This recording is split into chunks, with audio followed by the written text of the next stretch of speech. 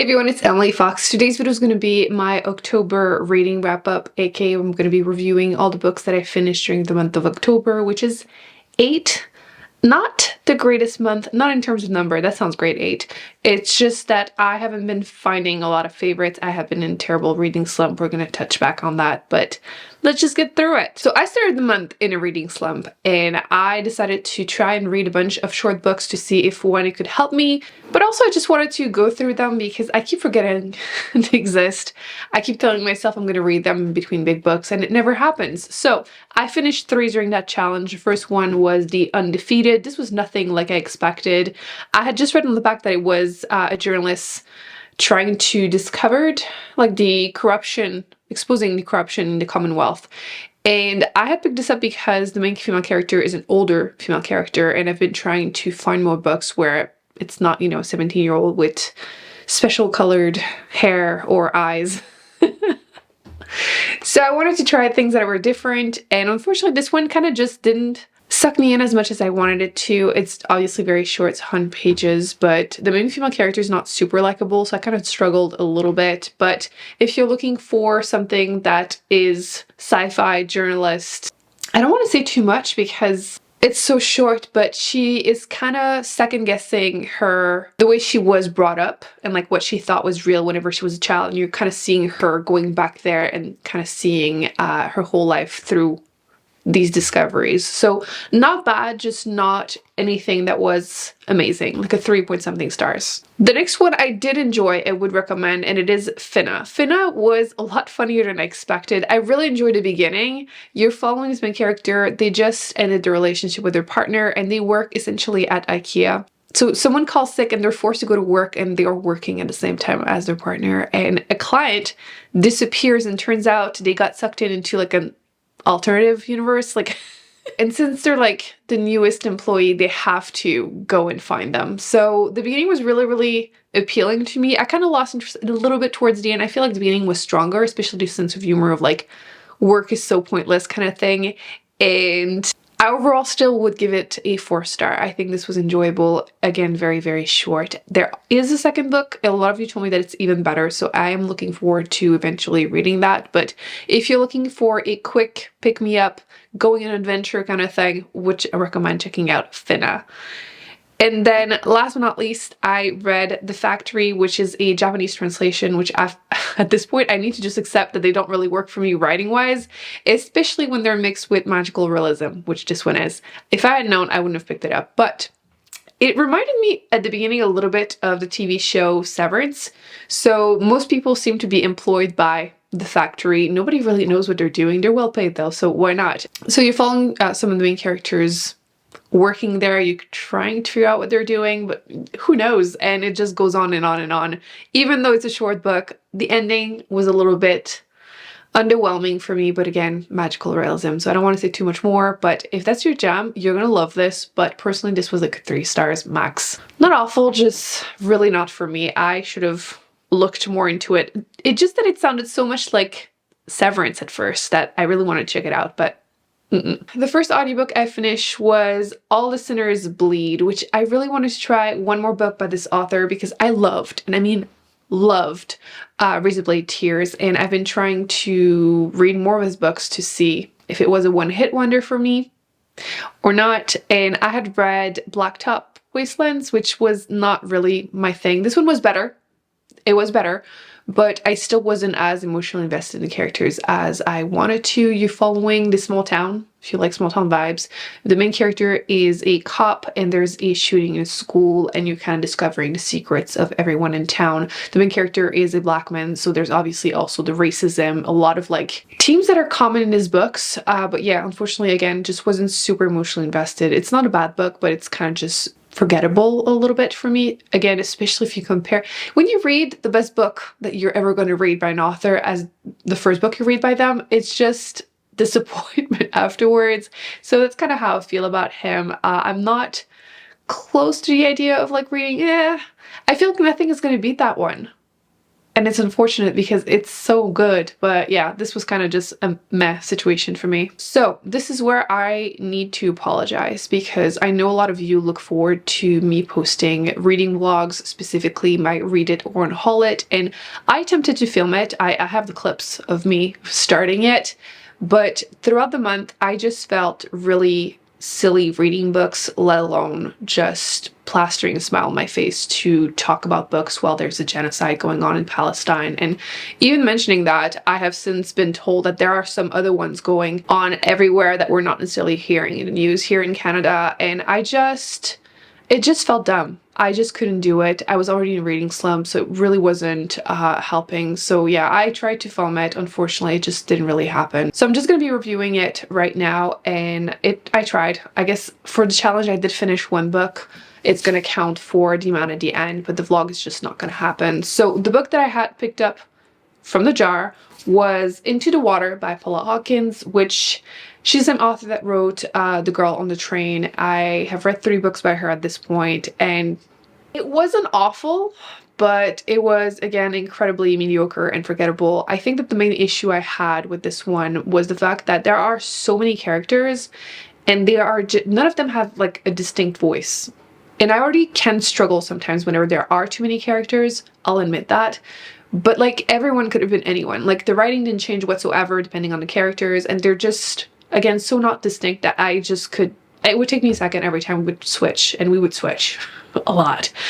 And yeah, if you're not emotionally invested, the writing is just fine, the story is just fine, which I should mention what it is, give me a second, and you have these issues, it's just, you know, and I got to the end and I was like, oh, okay, that's the end. Like, not invested. Long story short, you have this small town, and mostly women have been found dead, drowned into the water. And the book starts with a woman who was writing a book on the topic found dead, and, you know, did she jump? Did someone unalive her? It should be interesting, but it wasn't. It wasn't. To be fair, I don't think I've ever heard anyone rave about this book. I would be kind of surprised. That sounds mean, but I do mean. I meant offense, okay? Yeah, it's just not great. So, wouldn't recommend it. At first I was thinking about giving it 3 stars, but looking back, I think this is a 2, because it just...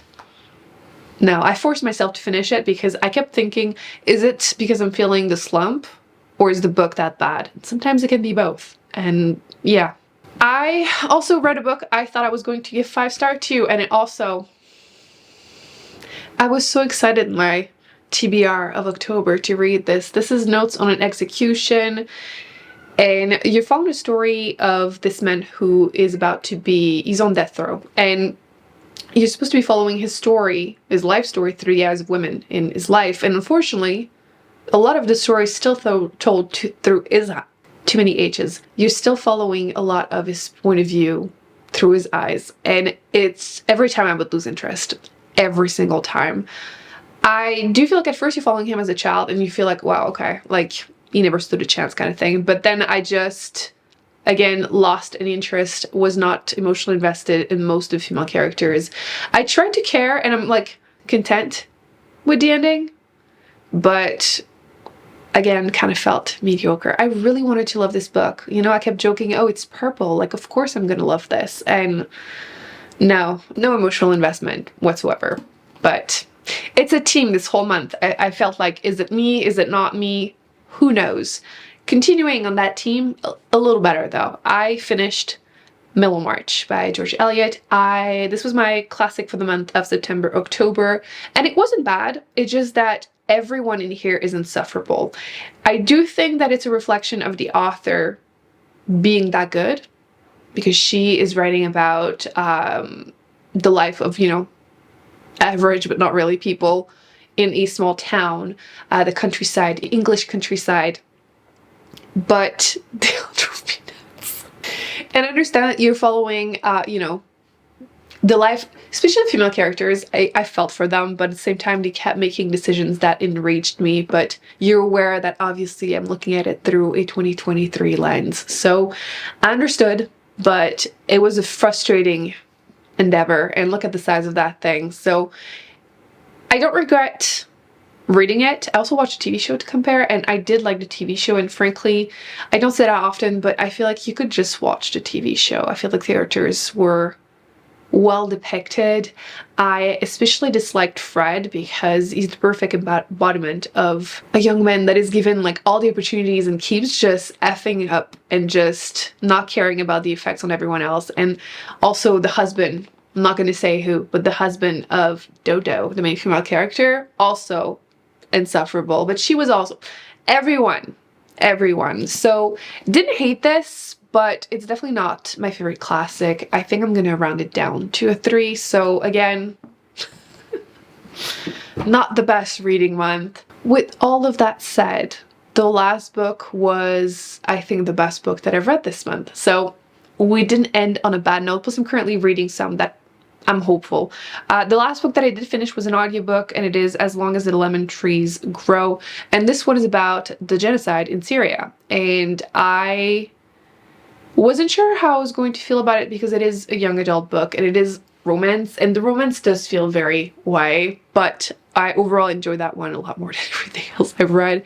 You follow the main character. She used to be a pharmacy student, and she ends up having to work at the hospital trying to survive, live her life, while her family, most of her family, was killed or imprisoned, and she doesn't know if they're alive or not. And you're just following her, and like I said, there's a romance, and the romance was cute. Definitely, again, very YA, but I overall enjoyed the message of hope throughout the book. So yeah, if that's your thing, I would recommend it. A lot of people told me that you cried, and I don't cry super easily, and obviously listening to it as an audiobook also contributes to make it harder to be that emotional sometimes, but I did overall really enjoyed it, like I said, so 4 stars.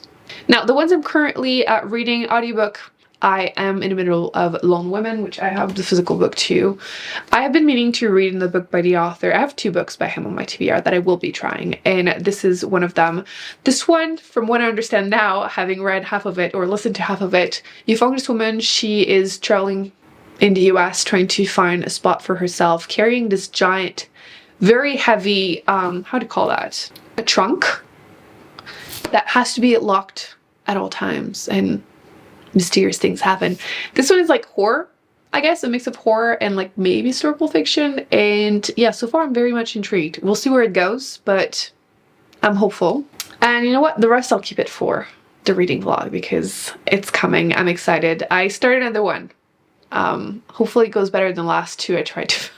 So that's going to be it for my wrap-up. As you saw, not my best reading month whatsoever. Would love to hear your thoughts even on the books that I have mentioned, or even more, what were the best books you have read in October? I did not get around to reading any of the mystery thriller horror books pretty much that I wanted to read because, again, the slump. But unfortunately, but hopefully, November goes better and I will find some new favorites. So that's it. I'll put on the screen actually my November TBR because it is a very exciting one and you get to choose some of the books that I pick up. So that's it. Thumbs up, subscribe. We'll see you in the next video. Bye.